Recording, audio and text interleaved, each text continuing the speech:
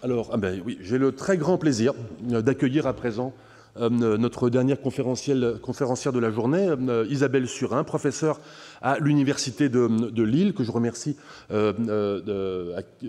d'avoir assisté à toute la journée d'aujourd'hui, depuis ce matin 8h45 jusqu'à ce soir, pour une conférence intitulée « Justice coloniale et juridiction africaine de 1900 aux années 1950 ». Le pupitre est à toi, Isabelle. Voilà, j'ai légèrement changé les bandes chronologiques parce que j'ai trouvé quelques exemples dans les années 50 qui m'ont permis de développer un petit peu. Et je vais vous emmener sur des territoires historiographiques peut-être un peu moins familiers que ceux que vous venez d'entendre. Le droit, la justice, en situation coloniale, ça peut être complexe. Donc j'espère que ça ne sera pas trop ardu. Sinon, vous protestez, vous levez les mains et j'expliquerai mieux. Le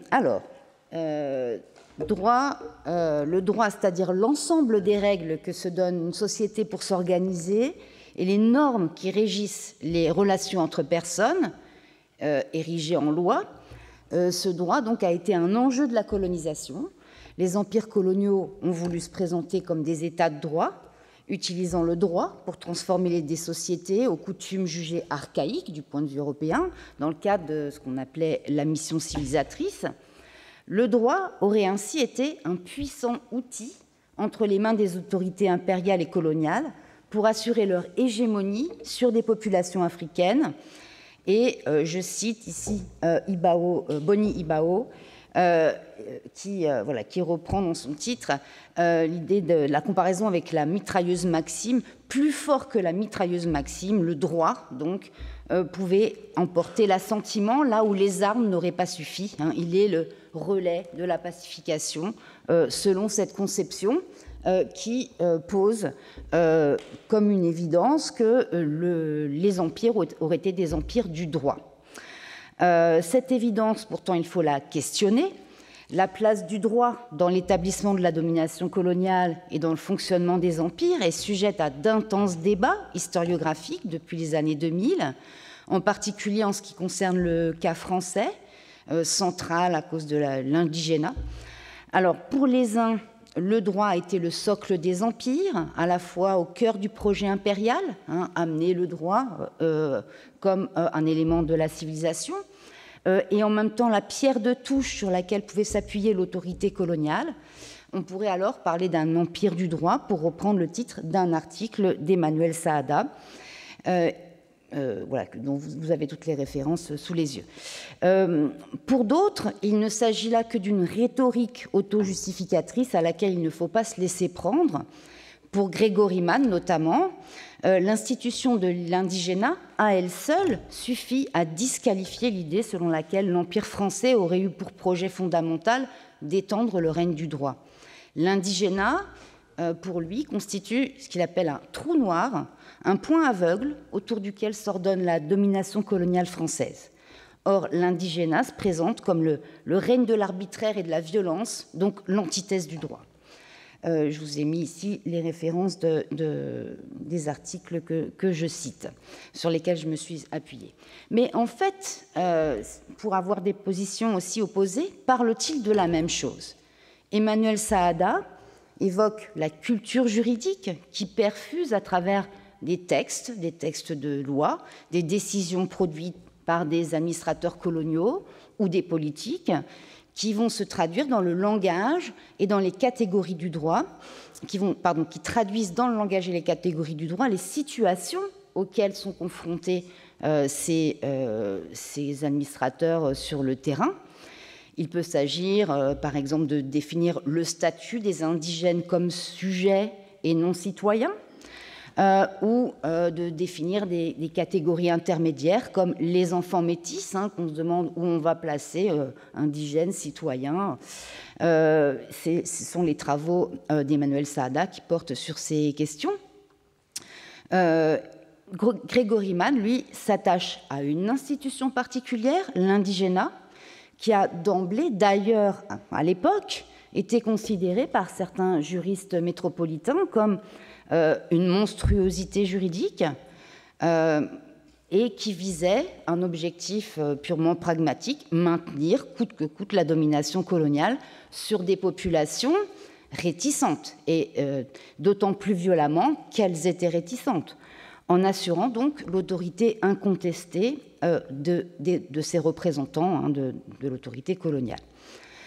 L'indigénat a pu prendre l'apparence du droit, notamment en se désignant comme un code, mais vous savez peut-être, ou en tout cas il faut vite que vous sachiez qu'on ne dit, enfin, les sources peuvent dire le code de l'indigénat, mais les historiens choisissent plutôt d'appeler ça le régime de l'indigénat. Je vais expliquer plus avant cela tout à l'heure. Parce qu'il ne s'agissait pas d'un code, justement, il n'a jamais été considéré comme une source du droit, et son application n'a jamais été une forme de justice, même pour les acteurs qui l'appliquaient. Il distinguait bien justice et indigénat. Plus qu'une forme de droit, c'était ce que Isabelle Merle appelle la légalisation de la violence. Alors, je vais faire un détour par l'indigénat, même si ce n'est pas le sujet que je veux centralement aborder, mais je suis obligée de passer par là pour que vous compreniez mieux qu'il n'y a pas que l'indigénat, mais il faut d'abord savoir ce que c'est que l'indigénat.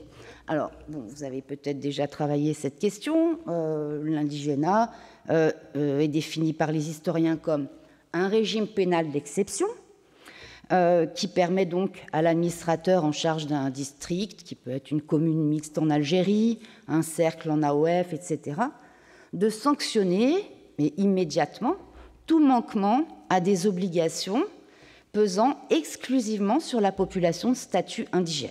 Donc, il y a déjà un champ d'application qui est un corps social particulier sur lequel s'applique ce type de réglementation à l'exclusion des citoyens, ce qui met en porte-à-faux l'idée de droit et d'équité devant le droit ou d'égalité devant la loi.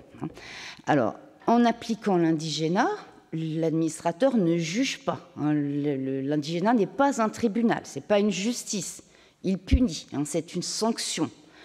Le dispositif est conçu exclusivement pour ordonner les relations entre les indigènes, je mets les guillemets, parce qu'il s'agit de la catégorie coloniale statutaire, et l'administration coloniale.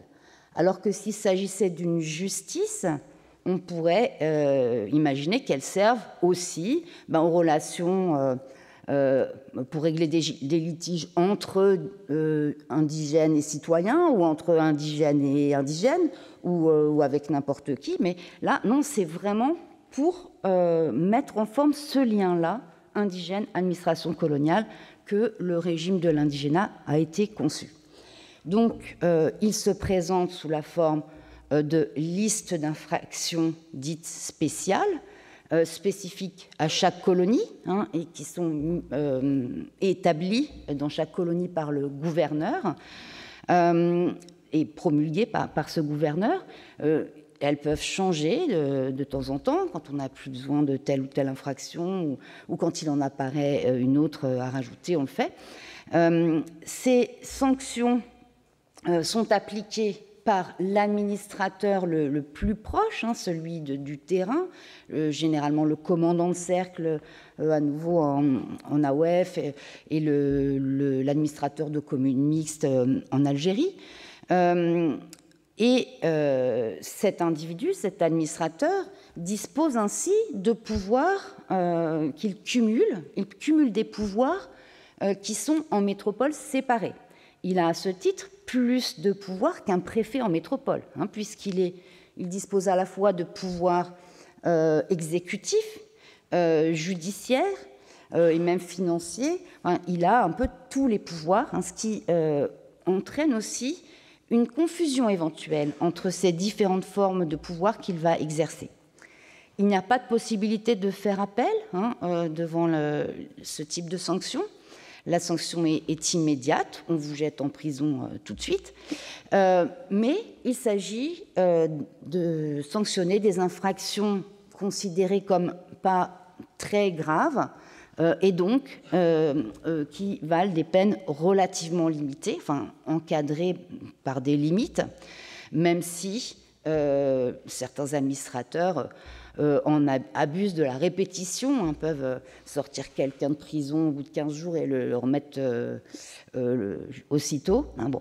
Donc ces peines sont limitées en principe à 15 jours de prison et ou 100 francs d'amende. Cette limite est encore baissée en 1924 et on voit aussi la liste des infractions, en tout cas pour l'AOF, diminuer, hein, passer de 25 à 12. Alors, je vais vous montrer un exemple incomplet. J'ai fait un choix dans les articles, comme vous le voyez, hein, de ce type de... Comment ça se présente? Ça se présente sous forme de liste d'infractions. Liste de ce que les indigènes, les populations de statut indigène n'ont pas le droit de faire. Et ça n'a rien à voir avec le Code civil français, hein, où ces infractions-là n'existent pas ou ne sont pas formulées, en tout cas pas comme ça, dans le Code civil français. On voit que ce type de texte nous renseigne plus, à la limite, sur ce que les administrateurs ont en tête, ce qu'ils redoutent, en fait, dans leur confrontation avec les populations, d'où l'insistance sur le respect dû à leur fonction, hein, donc on condamne à tout acte ou propos irrespectueux. Bon, ça peut aussi, dans la pratique, en réalité, être interprété au sens large, hein, et on sait, par exemple, par le rapport Brazza qui a enquêté au Gabon, au Congo, en 1905, après des abus qui avaient été révélés, que les Gabonais, par exemple, se plaignent du fait que si on ne montre pas une déférence extrême lorsqu'on croise le commandant de cercle ou un militaire ou n'importe quel Européen dans la colonie, dans la rue, on est tout de suite sanctionné. Hein, donc c'est pas seulement interdiction d'être irrespectueux, mais obligation d'être très respectueux. Les formulations, hein, peuvent aussi donner lieu à une latitude relativement large, hein, d'interprétation. Donc voilà, ça nous renseigne sur comment finalement l'administration coloniale voyait son rôle et ce qu'elle pouvait redouter.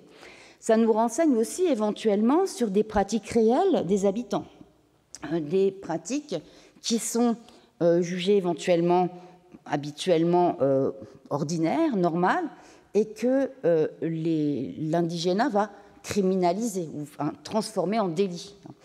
Ça peut être fumer l'opium ou le chanvre, ça peut être d'avoir des animaux égarés que l'on garde chez soi. Ça peut chercher dans les coins, hein, des éléments qui jusque-là ne faisaient pas problème, hein, dans la vie des gens et qui tout d'un coup sont susceptibles d'être sanctionnés. De même, alors le point 10, retard dans le paiement des impôts et des taxes, il est toujours là dans les listes d'infractions spéciales, il est souvent même beaucoup plus haut dans la liste, hein, et c'est un des éléments qui donne lieu au plus de condamnations. Alors, ceci dit, l'indigénat ne dure pas toujours, hein, et on peut en sortir. Il y a plusieurs façons d'en sortir. D'une part, les peines ont été moins souvent ou moins rigoureusement prononcées à partir de 1919 en Algérie. Le code la partie code, donc la liste des infractions qui était repromulguée tous les 7 ans, a cessé d'être renouvelée à partir de 1928, donc il est de fait tombé un petit peu en désuétude. Et puis, un système d'exemption s'est mis en place permettant de tirer vers le haut, en quelque sorte, de sauver du bouillon des catégories sociales bien déterminées, très étroites au départ, dont vous avez la liste ici, qui sont donc définis pour l'AOF par une ordonnance de 1924. Ça va comprendre les anciens combattants, les titulaires de décorations françaises ou coloniales, ou militaires ou coloniales, les diplômés, les commerçants patentés, c'est-à-dire qui sont des notables, hein, qui tiennent commerce et qui payent une taxe pour ce commerce. Les femmes également et les enfants de moins de 16 ans vont être partiellement puis totalement exemptés. Et enfin, un système d'exemption individuelle à la discrétion de l'administrateur local, hein, voilà, avec les conseils qui sont donnés pour faire de cette exemption, de bien choisir la personne qu'on voudrait exempter, lui indiquer que c'est pour bons et loyaux services et faire un exemple, décorer cette personne ou lui remettre son exemption de manière un peu cérémonieuse, etc. Alors, et puis par ailleurs, hein, vous connaissez sans doute déjà la loi Lamy-Gay, hein, qui en 1946 met fin complètement à ce système de l'indigénat, donc avec aussi l'accès à la citoyenneté plus largement, qui se diffuse plus largement. Alors, si l'institution française de l'indigénat a tellement attiré l'attention des chercheurs, c'est qu'il apparaît d'emblée dans les sources comme un corpus de textes assez lourd, conséquent, aussi comme une pratique du quotidien que l'on peut étudier mois par mois, puisque ça donne lieu à toute une bureaucratie de l'indigénat qui oblige les administrateurs à tenir des registres de toutes les sanctions qu'ils distribuent et des motifs. Donc on peut faire toutes sortes de statistiques et voir à quel moment ça baisse, ça monte, qu'est-ce que ça nous dit de l'état des sociétés, notamment par exemple le fait que les sanctions pour non-paiement de l'impôt baissent dans la fin des années 20, mais vont re-augmenter dans les années 30, pendant la période de crise. Bon, tout ça nous donne aussi des indicateurs, nous permet de connaître la société.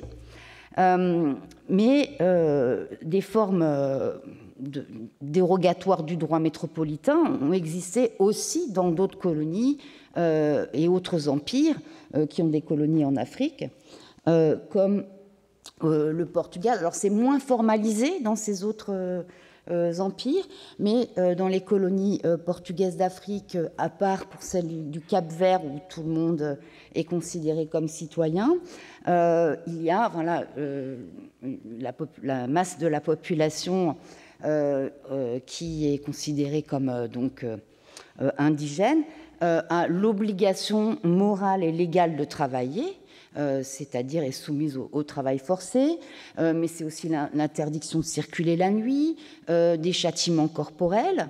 De même au Rwanda-Urundi, avec sous mandat belge dans les années 30 jusqu'en 1948, les coups de fouet, les entraves, chaînes, emprisonnements, etc., sont une pratique légalisée, qui est encadrée mais légale. Et un petit peu comme dans le cas des colonies françaises d'Afrique, on a pu évaluer, c'est le travail d'Anne Cornet, à 65% du total des peines infligées qui relèvent donc de cette justice administrative, des sanctions administratives, donc des peines disciplinaires et non de la justice, et seulement donc 35% qui relèvent de la justice. Donc on est dans une configuration à peu près similaire, même s'il y a moins de sources pour l'étudier. Du côté des colonies britanniques, c'est moins systématiquement encadré, mais des ordonnances ou des lois admettent les punitions collectives au Nigeria, au Kenya, etc. Alors, plus largement, là je vais dézoomer par rapport à l'indigénat proprement dit, l'accent mis sur ce régime de l'indigénat relève d'une historiographie riche, renouvelée, qui porte sur ce qu'on va appeler les aspects coercitifs de la domination coloniale. Il y a beaucoup de travaux qui se sont attachés à cette dimension-là de la domination coloniale. Alors, dès les années 90, déjà, il y a eu des renouvellements significatifs qui ont donné lieu à des notions comme celle de policing, colonial policing, avec Anderson et Killingray. Et puis, alors, une conjonction assez étonnante en 2012, tout d'un coup sont sortis à la fois deux livres et un numéro de revue dans l'espace éditorial français, tous trois consacrés à la notion d'ordre colonial, au maintien de l'ordre, aux polices d'empire, montrant là aussi une dynamique qui avait pu voir se rapprocher des historiens qui travaillaient de leur côté, non pas sur les empires, mais sur l'histoire des polices en général, plutôt l'histoire des polices en Europe, comme par exemple Catherine Denis et Vincent Denis, qui ont dirigé l'un de ces ouvrages, et qui tout d'un coup se sont dit « Ah, ben, si on allait voir ce que devient notre objet police lorsqu'on regarde ça dans l'Empire ». Allons voir.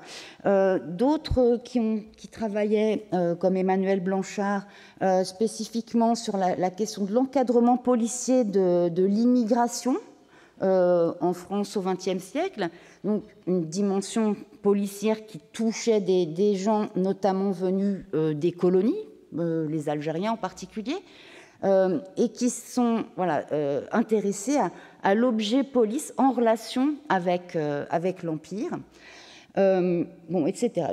Vous avez toute la liste là, mais aussi pour le Congo belge, le travail d'Amandine Laureau. Une autre notion importante qu'il faut retenir, celle de réseau coercitif, théorisé par Taylor Sherman, déjà depuis un certain temps, 2009, mais qui a contribué justement à désenclaver l'indigénat de sa niche administrative et de faire comprendre qu'en fait, l'indigénat n'était qu'un des moyens parmi d'autres dont disposaient les administrateurs ou les polices pour réprimer les personnes en situation coloniale. Donc c'est notamment sa réflexion à lui qui a contribué à ce qu'on abandonne l'idée de parler de code de l'indigénat, parce que c'est beaucoup trop restrictif, mais plutôt d'un régime de l'indigénat qui comporte cette question de ces listes d'infractions et de ces sanctions disciplinaires, mais qui va plus loin, qui peut intégrer aussi des travaux sur l'internement administratif, les peines collectives, les séquestres, les confiscations de terres. Depuis plus longtemps aussi, tout un fond, une ligne, un courant de travaux un peu inspirés par la question, les travaux foucaldiens, se demandant, qu'est-ce qui se passe si on regarde l'objet prison en Afrique? Est-ce que finalement les travaux de Foucault ont un sens? Oui, non. Donc là, il y a notamment Florence Berneau qui a publié plusieurs travaux là-dessus, j'en ai mis qu'une partie. Anne Cornet pour le Rwanda-Urundi, Bérangère Piret, une thèse relativement récente sur la prison à Stanleyville, et puis Sylvie Thénault, dont vous connaissez déjà sans doute les travaux. Alors, en même temps, donc, cette forme d'exercice de l'autorité, l'indigénat, qui est légale mais qui n'est pas judiciaire, elle n'a pas existé seule. Elle a partout coexisté avec des formes diverses et multiples d'exercice d'une vraie justice. Ça n'exclut pas l'existence d'une justice, et en particulier d'une justice indigène dont je voudrais parler un peu plus avant. En même temps, il ne s'agit pas de les renvoyer dos à dos. Et là, je m'appuie sur un article intéressant de Bénédicte Brunet-Laruche et de Laurent Manière, qui ont cherché à articuler justice indigène et indigénat en montrant que, en fait, l'indigénat avait été conçu comme devant être transitoire, devant s'appliquer à des populations qu'on venait de conquérir, donc correspondant à une forme d'état d'urgence ou d'exception, donc il devait être amené à disparaître. Et l'arrivée d'une justice coutumière ou justice dite indigène, donc destinée aux indigènes en fait, c'est ça que ça veut dire, organisée, aurait dû se substituer à l'indigénat. Il n'en a rien été. Donc ils étudient dans cet article comment les juristes auraient pensé que, mais non, ça ne s'est pas produit.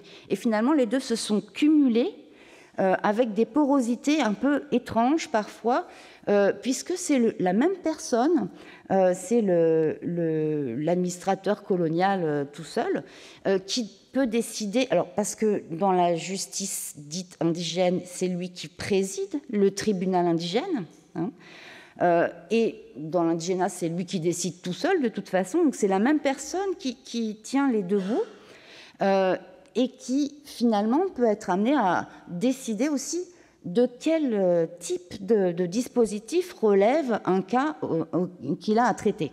Alors, juste un exemple rapidement qu'ils donnent, les deux auteurs donnent dans cet article.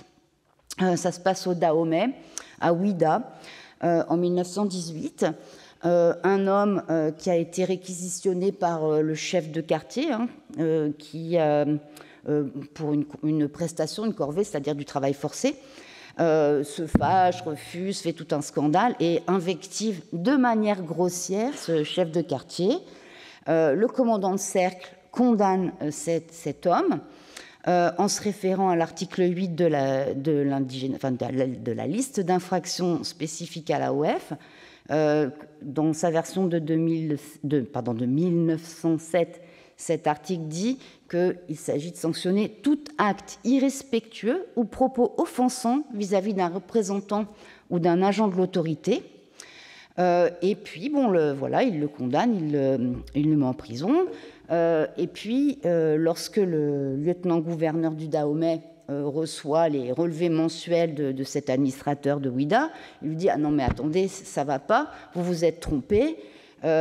Ce libellé, tout acte irrespectueux ou propos offensant vis-à-vis d'un représentant ou d'un agent de l'autorité, il fallait le comprendre comme d'un agent européen de l'autorité, alors que là, c'est un agent indigène, donc il fallait mettre ça dans la justice indigène. » Bon, vous voyez, juste c'est un exemple qui montre qu'il y a une marge de manœuvre, que les uns peuvent interpréter ça comme ci ou comme ça, et que finalement, les deux coexistent, et qu'on est bien dans un réseau coercitif où même la justice indigène peut jouer le rôle de voiture-balai ou de sas de décompression pour traiter des délits qui peuvent relever de l'un ou de l'autre.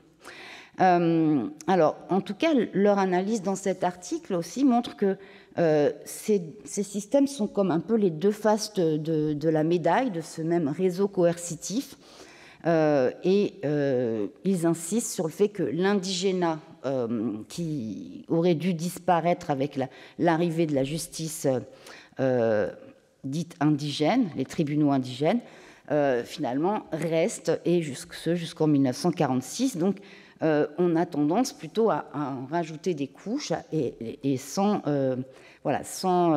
tenir compte de ce pourquoi l'indigénat avait été conçu au départ. Alors, l'autre côté de la médaille, donc la justice, et notamment la justice destinée à la population indigène, souvent appelée justice indigène, elle a aussi des particularités qui méritent d'être étudiées comme telles. Alors, si on veut reprendre la métaphore que j'évoquais tout à l'heure de la mitrailleuse Maxime, si le droit, on peut le penser comme plus puissant que la mitrailleuse Maxime, on pourrait y voir l'instrument d'une assimilation juridique. L'idée d'utiliser le droit pour rendre l'autre semblable à soi. Pourtant, si on y regarde de plus près, on s'aperçoit que, dans la plupart des empires, les colonisateurs ont pris acte des coutumes existantes, et ce, dès leur arrivée, dès la conquête, et n'ont pas cherché systématiquement à imposer leurs droits, ou en tout cas pas tous leurs droits. Donc la notion d'assimilation juridique est globalement assez fausse. Il n'y a pas de transfert massif de droits européens vers les colonies d'Afrique. Et donc cet espace de la coutume, c'est-à-dire qu'on va définir maintenant, c'est un objet particulièrement intéressant pour envisager le droit, là, cette fois-ci, non plus du tout dans ses dimensions coercitives, comme avec l'indigénat, mais au contraire dans ses dimensions interactives. D'abord, respecter la coutume, pour les Européens, c'est honorer une promesse faite en arrivant. La plupart des arrivées, il y a eu des arrivées avec des conquêtes militaires violentes, etc., mais très souvent, il y a eu à un moment ou un autre du premier contact avec la colonisation, des traités qui ont été signés. Et très souvent, dans ces traités, appelés soit traités de protectorat, soit plein de noms possibles, ou traités d'amitié et de commerce, il y a souvent la promesse qu'en échange de l'abandon de souveraineté, on ne touche pas à votre coutume, on vous promet que rien ne changera pour vous dans vos lois, vos religions. Bon, on ne va pas intervenir dans ce domaine-là. C'est votre domaine, ce que j'appelle l'espace de la coutume, qui doit être protégé. Il est protégé par une promesse, en quelque sorte, faite à l'arrivée. C'est comme un contrat social, en quelque sorte. Ça conduit finalement à quoi ? À ce qu'on développe une forme de pluralisme juridique, c'est-à-dire que vous avez plusieurs justices côte à côte dans le même territoire. Souvent une justice mise en place quand même pour les Européens par le système colonial, et puis une autre pour les indigènes, et puis éventuellement des passerelles, des voies d'appel de l'un à l'autre, des choses compliquées. Surtout quand cette coutume est elle-même multiple. Il peut y avoir une coutume liée à la religion musulmane, un corpus de droit lié à la pratique musulmane de certains habitants, et puis leurs voisins vont être animistes et être liés à d'autres corpus coutumiers. Donc voilà, pluralisme juridique. Ce qui fait que les territoires coloniaux sont, du point de vue du droit, une zone de contact. Et ça nous intéresse pour le programme qui cherche les connexions, les contacts. Donc, comment ça va se passer, tous ces éléments de contact ? Je reprends toujours l'article de Ibao, donc celui qui parle de la mitrailleuse Maxime, comme comparaison avec le droit. Il évoque le droit comme, dans ces situations-là, dans son article porte sur le Nigeria, mais il évoque le droit comme une arène, un champ de bataille, où les acteurs africains et européens se disputent en quelque sorte le pouvoir de définir les règles et les procédures, mais aussi comme un espace où ils se rencontrent. Et c'est ça qui va m'intéresser maintenant. Ça suppose de délimiter l'espace qu'on laisse aux droits coutumiers aux habitants des empires. Généralement, c'est tout ce qui va relever de ce qu'on appelle dans l'Empire français le statut personnel, c'est-à-dire droit de la famille, droit qui est lié au statut matrimonial, à la manière dont on se marie, dont on divorce éventuellement, ce qui se passe pour les enfants si on divorce, dont on hérite de ses parents ou de son défunt mari, ou voilà, toutes ces questions-là qui sont civiles et effectivement personnelles, sont généralement protégées par cet espace de la coutume auquel, en principe, donc les colonisateurs ne vont pas toucher. Il faut aussi distinguer ce qui relève du civil et ce qui relève du pénal ou du criminel. On va laisser au droit coutumier le soin de s'occuper des choses les moins graves, en fait, des conflits civils, c'est-à-dire entre voisins, entre deux individus. entre voisins, quelqu'un qui se plaint d'un vol ou d'une dette qui n'est pas payée, enfin des petites choses comme ça, hein, mais qui sont vraiment liées au quotidien des sociétés. Tandis que lorsqu'il y a crime ou quelque chose de plus grave, là, la justice administrée par les colonisateurs se réserve le soin de s'en occuper. Ça crée une justice à plusieurs niveaux, mais souvent beaucoup de niveaux, hein. Des tribunaux de proximité et toujours des procédures d'appel. Et en fait, c'est quand même toujours l'élément colonial qui chapeaute le tout, puisqu'il peut y avoir appel dans le sens de on n'est pas content d'un jugement coutumier, on va faire appel à la justice coloniale, ça c'est possible, l'inverse non.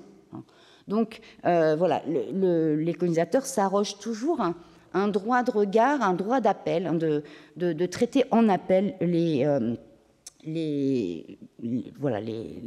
délits ou les cas ou les litiges mal réglés dans le système coutumier. Alors ici, cette image, j'avoue que c'est une carte postale, hein, j'avoue que je ne suis pas totalement sûre qu'elle ne soit pas une mise en scène totalement posée. Vous y voyez donc 3 personnes, 3 hommes, dont 2 plutôt âgés, un 3e plus jeune qui écrit, qui sont à une table et qui, semble-t-il, entendent des individus qui baissent la tête, etc. Bon, c'est presque un peu trop beau pour être vrai, et surtout, ça correspondrait à un moment assez court, c'est-à-dire qu'on est là au Soudan. Alors, j'ai vu sur la même photo avec un autre titre où ça se passait au Sénégal. Bon, donc, ouais, c'est des collections de photos qui circulent, qui sont mises en carte postale. On ne peut pas être sûr que ça soit vraiment au Soudan français, ça peut être au Sénégal. Bref. En 1903, le gouverneur général Roume, Ernest Roume de l'AOF, donc, établit fermement donc une organisation hiérarchisée où il y a pour la première fois des tribunaux locaux, des tribunaux coutumiers au niveau local, au niveau du village. Et ces tribunaux jugent des causes mineures, conflits civils et commerciaux, sur le mode de la conciliation et pas de la sanction. Et ces tribunaux-là ne sont pas encadrés par des administrateurs coloniaux français. Mais dès 1912, on va leur supprimer la possibilité de la compétence juridictionnelle. On va transférer donc ça à l'échelon au-dessus, c'est au niveau des subdivisions ou des cantons ou des cercles, encore plus haut. Mais désormais, il y aura forcément un administrateur colonial qui va présider ces tribunaux dits coutumiers ou dits indigènes. Donc, soit on est entre 1903 et 1912 dans un village, soit on est dans une mise en scène. Bon, ça reste incertain, indécidable. En tout cas, voilà, en 1912, les chefs de village perdent leur pouvoir judiciaire et donc il faut aller à l'échelon au-dessus pour trouver une justice dite indigène ou coutumière, mais avec un fonctionnaire, alors qui peut être un chef local éventuellement, mais ou un fonctionnaire plutôt, mais avec la présidence d'un administrateur français. Alors, ce système n'est pas propre uniquement à la France, hein. Dans les mêmes années, vers 1900, on a à peu près partout, on voit s'installer ce type de tribunaux avec les mêmes hiérarchies. Ce qui nous intéresse, c'est les assesseurs, ce qu'on appelle les assesseurs. Alors là, il y en a un qui écrit, qui est plutôt un greffier. Donc, ils sont 2 à montrer une attention au cas qui leur est soumis. Là. Comment est-ce qu'ils sont choisis ? Dans le système britannique, et notamment au Kenya, qui a été assez bien étudié, on constate que, il y a un choix local par un comité purement africain qui va proposer des noms, et généralement, le district officer va être d'accord sur la liste proposée.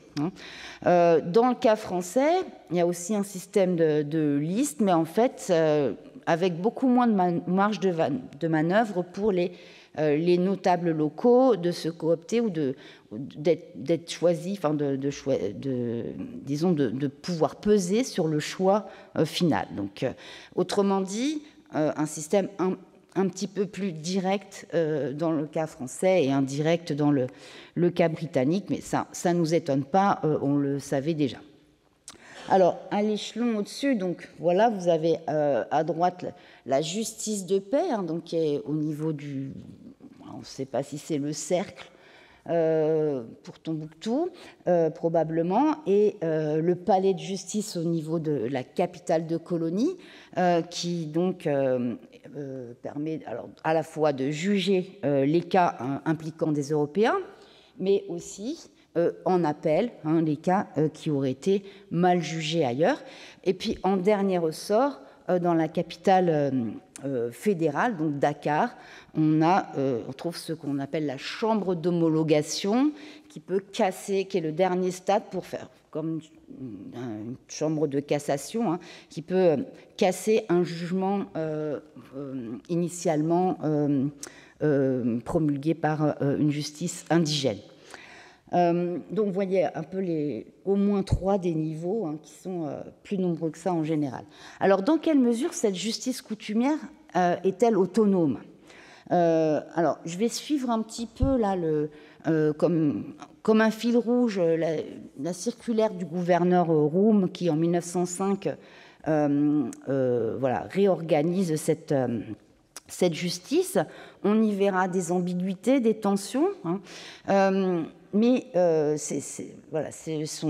les extraits de sa circulaire nous aideront à comprendre un peu les principes qui régissent la prise en compte de cette coutume, à la fois comme source du droit, comme instance juridictionnelle, c'est-à-dire lieu où on va juger, hein, et comme type de procédure. Hein. Donc, la justice indigène, dit-il, appliquera en toute manière les coutumes locales en tout ce qu'elles n'ont pas de contraire aux principes de la civilisation française. Cette phrase-là fait un parallèle à peu près exact avec ce qu'on trouve dans les règlements britanniques où il y a la notion de repugnancy, enfin l'idée que ça ne doit pas répugner au principe du droit naturel et de la décence ou de la morale. Pour les Anglais, ici, c'est par rapport au principe de la civilisation française. Bon, c'est vague, hein, mais c'est des principes. Donc, on admet tout de la coutume, sauf des choses qu'on n'admet pas. Mais la limite, elle peut bouger, hein, et elle n'est pas toujours très bien définie.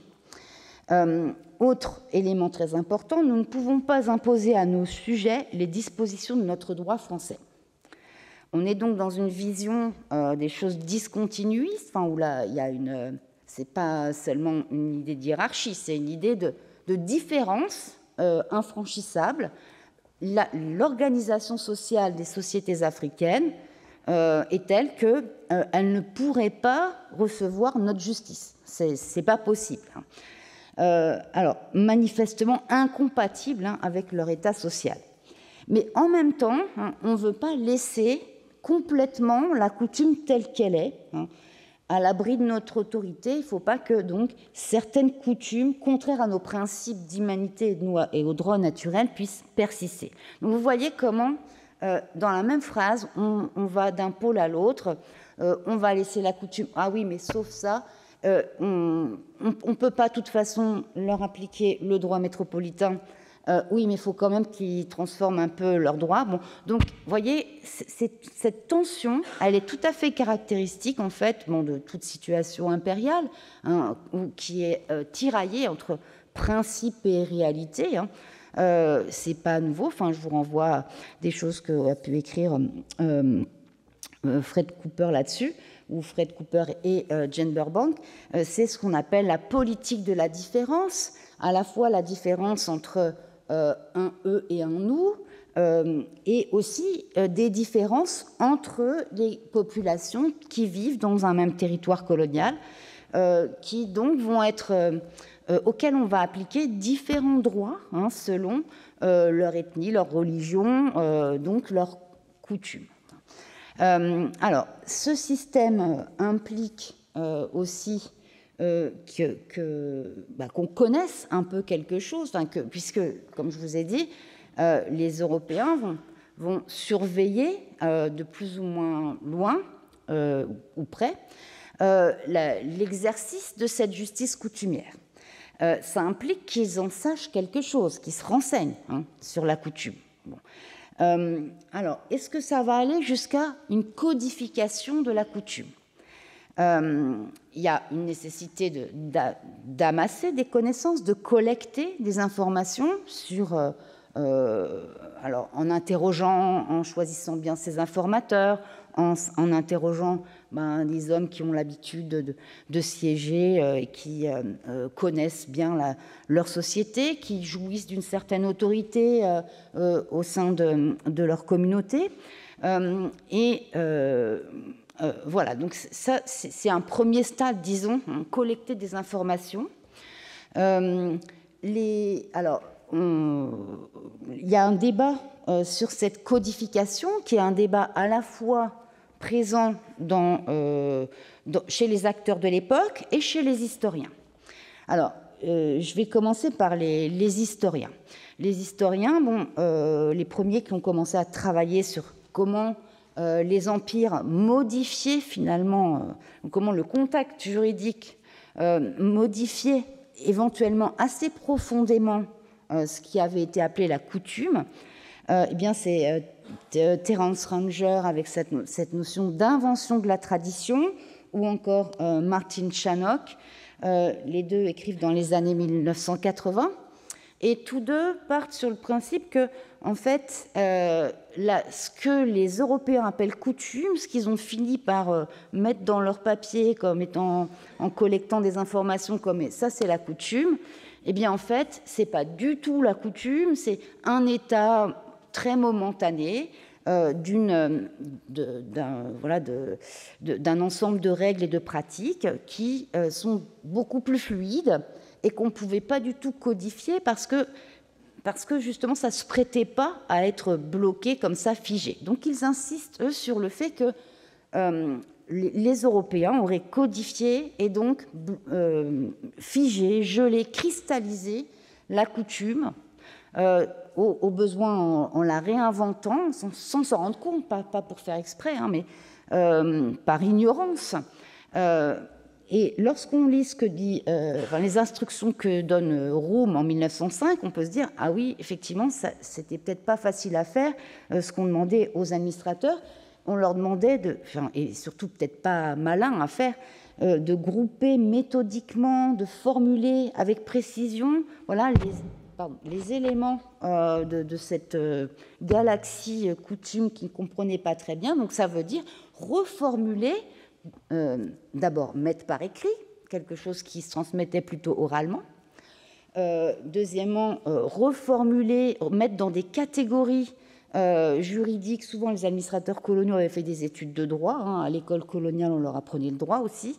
Donc, c'est normal pour eux de penser, voilà, civil, pénal, familial, droit foncier, enfin, de faire des catégories comme ça qui sont pas toujours pertinentes pour les pratiques qu'ils rencontrent sur le terrain.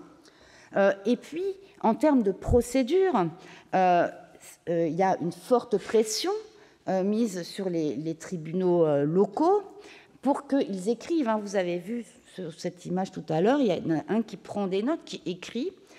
Ça veut dire mettre des choses par écrit, y compris dans la procédure. Ça laisse des traces, ça crée une juridiction, ça crée des précédents qui peuvent influer les jugements par la suite. Bon.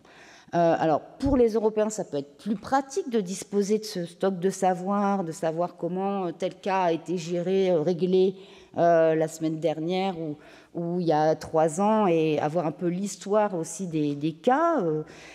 Mais en réalité, ça contribue aussi à figer les choses. la plupart des spécialistes du droit africain expliquant que c'est quelque chose de très fluide, qu'en réalité la procédure consiste à concilier, c'est une procédure de conciliation, donc on entend les gens, on tient compte des circonstances, des statuts des personnes, des arguments, etc.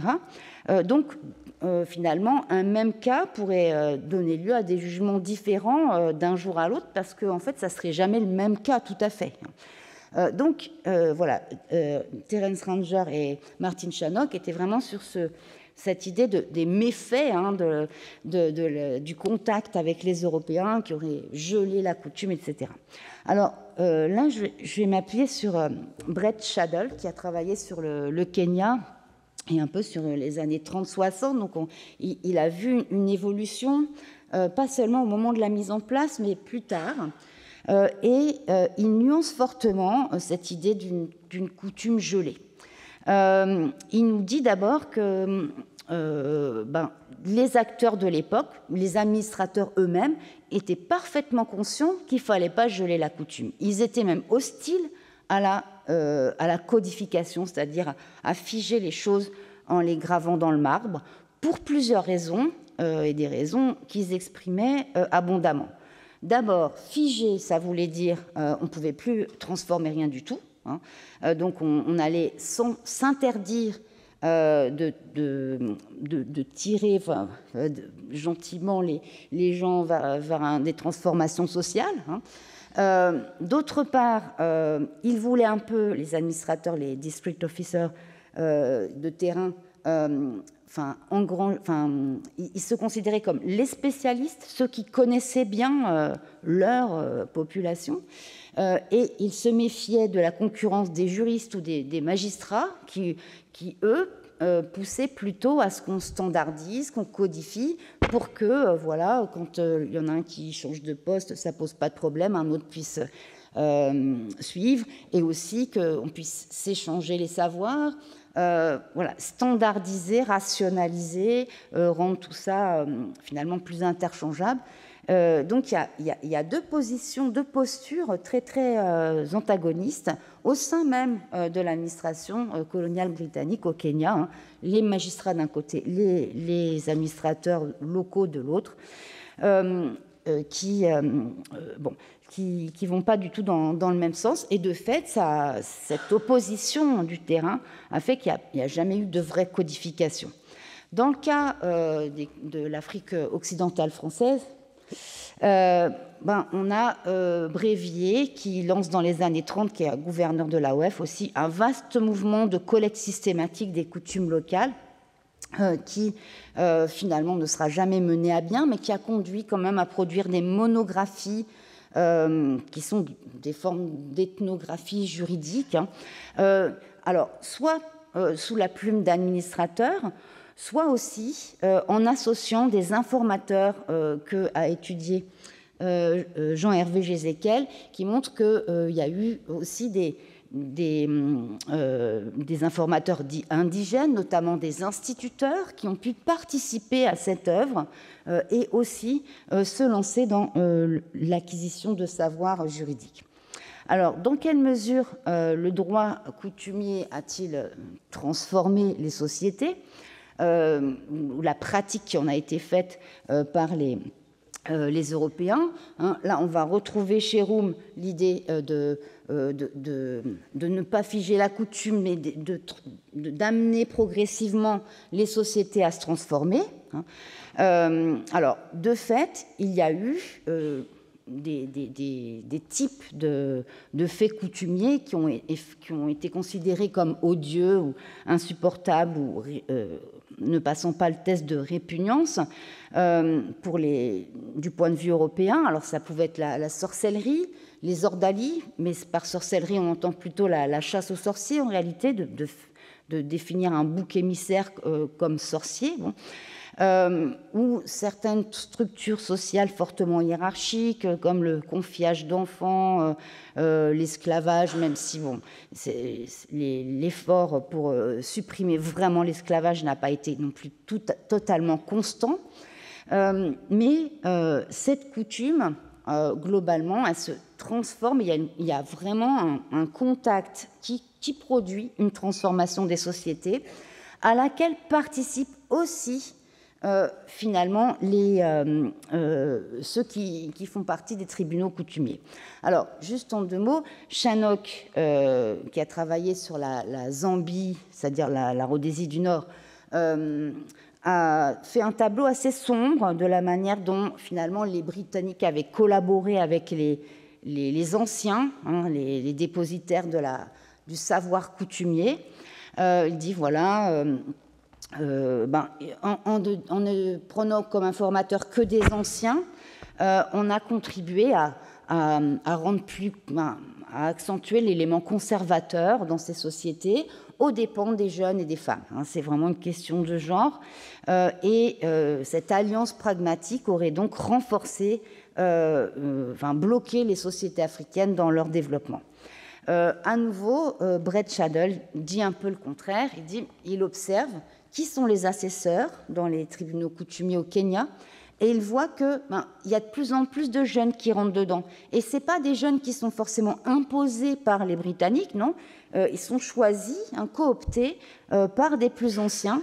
On voit que quand on va des années 30 aux années 50, des décisions coutumières se modifient, qu'il y a une plus grande ouverture à des questions matrimoniales comme le divorce, l'adultère, que le traitement de ces cas se libéralise en quelque sorte.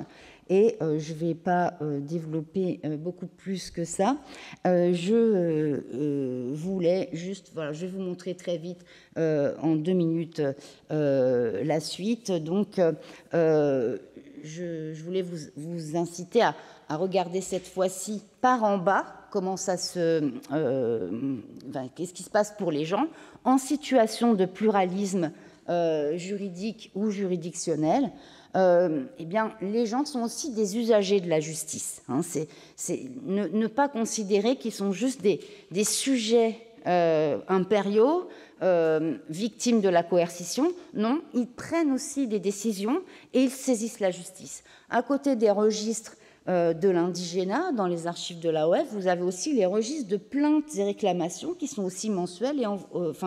Donc c'est 2 choses parallèles, mais on voit que les gens portent plainte, les gens saisissent l'administrateur, et donc les sources judiciaires, comme toujours, sont très riches pour faire une histoire sociale de sociétés rurales, de sociétés peu connues, et pour atteindre finalement des acteurs qu'on n'entend pas parler d'habitude, et qui peuvent éventuellement, comme les femmes, se faire entendre par des intermédiaires comme les écrivains publics, saisir des avocats, ou lorsqu'ils sont en ville et qu'ils connaissent les codes, être eux-mêmes les évolués, comme on les appelait, comme ils s'appelaient eux-mêmes, arriver donc à faire connaître leur cas et à se montrer même procédurier à l'occasion. Il y a des procédures qui peuvent durer des décennies. Je m'arrête donc là pour vous inciter à regarder ce qu'on peut faire avec des sources judiciaires. Je vous remercie.